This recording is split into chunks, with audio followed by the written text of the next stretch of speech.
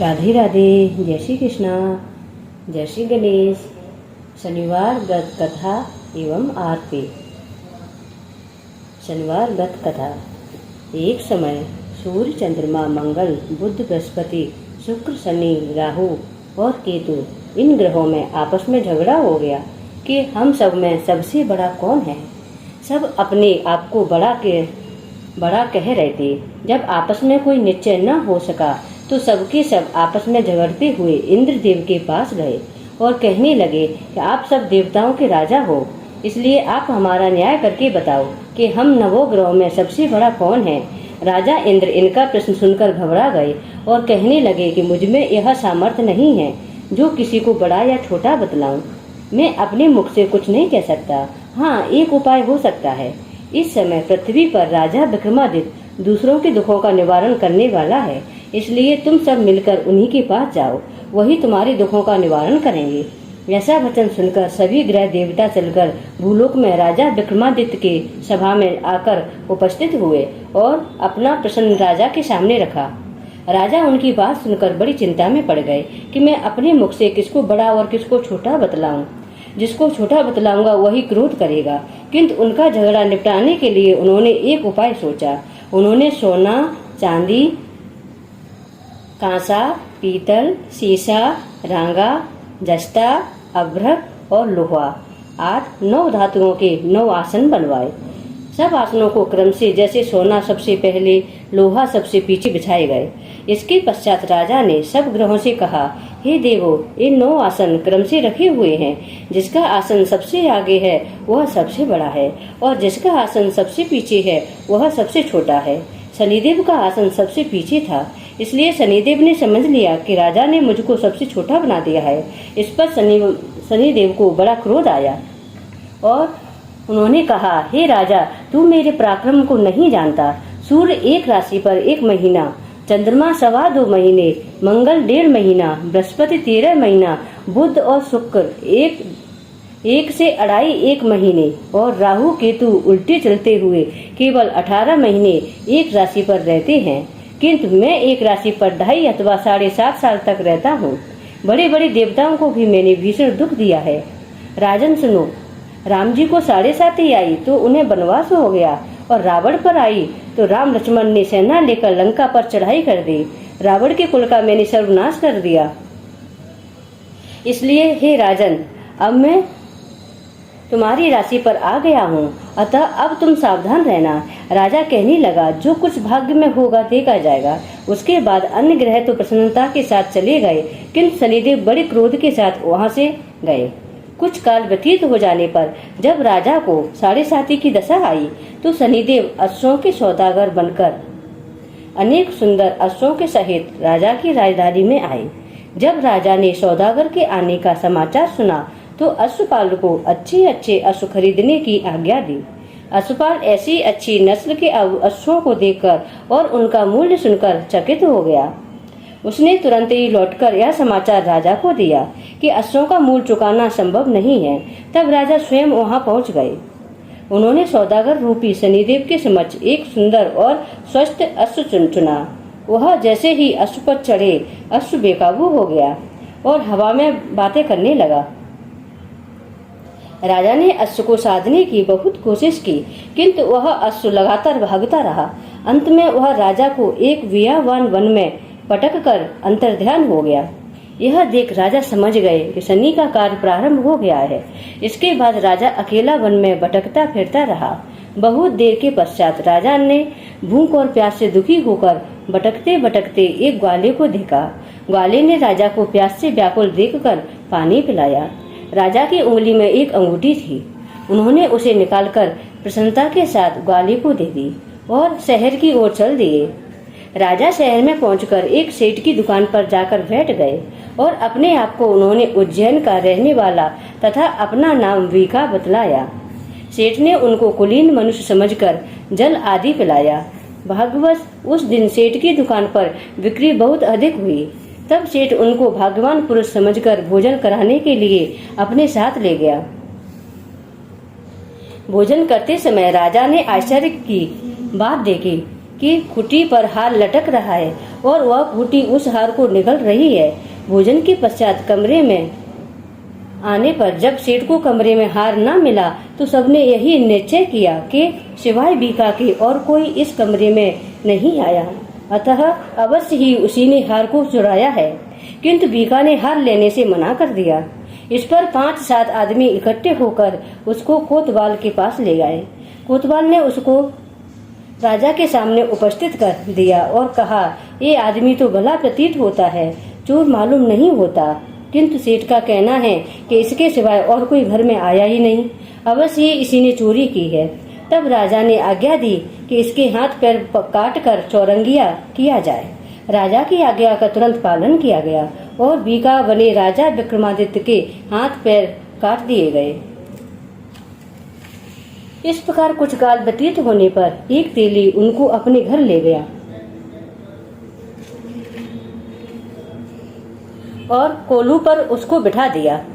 बीका उस पर बैठे हुए जुबान से बैल हाँकते रहे। जब शनि की दशा समाप्त हो गई तो एक रात को वर्षा ऋतु के समय वह मल्हार गाना गाने लगे। तब उनका गीत सुनकर उस शहर की राजा की कन्या उस गाने से मोहित हो गई और दासी को खबर लेने को भेजा कि शहर में कौन गा रहा है। दासी सारे शहर में फिरती फिरती क्या देखती है कि तेली के घर में कोलू पर बैठा एक चौरंगिया गाना गा रहा है। दासी ने महल में आकर राजकुमारी को सब वृतांत सुना दिया। बस उसी क्षण राजकुमारी ने अपने मन में यह प्रण कर लिया, चाहे कुछ हो, मैं इस चौरंगिया के साथ ही विवाह करूंगी। प्रातः काल होते ही जब दासी ने राजकुमारी को जगाना चाहा तो राजकुमारी अनशन व्रत लेकर पड़ी रही। तब दासी ने रानी के पास जाकर राजकुमारी के न उठने का वृतांत कहा।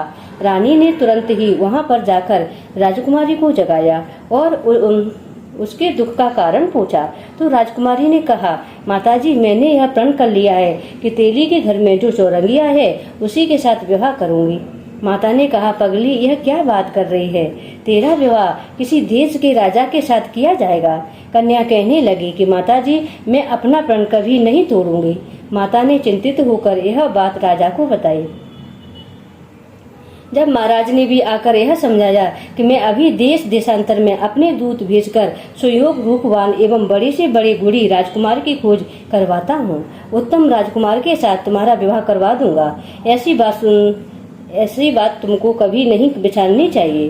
कन्या ने कहा, पिताजी, मैं अपने प्राण त्याग दूंगी किंतु दूसरे से विवाह नहीं करूंगी। इतना सुनकर राजा ने क्रोध से कहा, यह तेरे भाग्य में ऐसा ही लिखा है, तो जैसी तेरी इच्छा हो वैसा ही कर। राजा ने तेली को बुलाकर कहा कि तेरे घर में जो चौरंगिया है उसके साथ मैं अपनी कन्या का विवाह कराना चाहता हूँ। तेली ने कहा, यह कैसे हो सकता है? कहाँ आप हमारे राजा और कहाँ मैं एक नीच तेली। परंतु राजा ने कहा कि भाग्य के लिखे को कोई टाल नहीं सकता, तू अपने घर जाकर विवाह की तैयारी कर।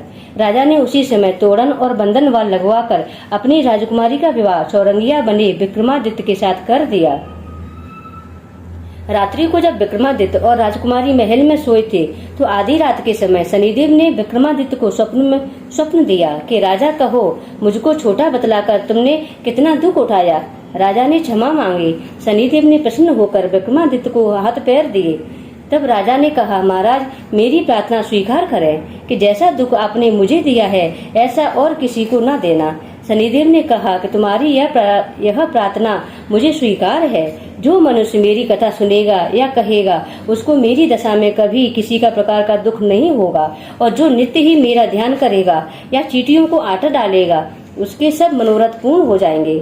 इतना कहकर शनिदेव अपने धाम को चले गए। राजकुमारी की आंख खुली तो उसने राजा विक्रमादित्य के हाथ पांव सही सलामत देखे। यह देखकर राजकुमारी को बहुत आश्चर्य हुआ। तब राजा विक्रमादित्य ने पत्नी को बताया कि वह कोई तेली नहीं बल्कि उज्जैन के राजा विक्रमादित्य हैं। यह बात सुनकर राजकुमारी अत्यंत प्रसन्न हुई।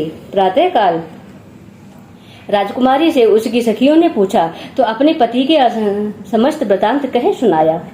तब सबने प्रसन्नता के प्रकट की और कहा कि ईश्वर ने आपकी मनोकामना पूर्ण कर दी है। जब उस सेठ ने यह बात सुनी तो वह विक्रमादित्य के पास आया और राजा विक्रमादित्य के पैरों में गिरकर क्षमा मांगने लगा कि आप पर मैंने चोरी का झूठा दोष लगाया, अतः आप मुझको जो चाहे दंड दें। राजा ने कहा, मुझ पर शनिदेव का कोप था, इसी कारण यह सब दुख मुझको प्राप्त हुआ है। इसमें तुम्हारा कोई दोष नहीं।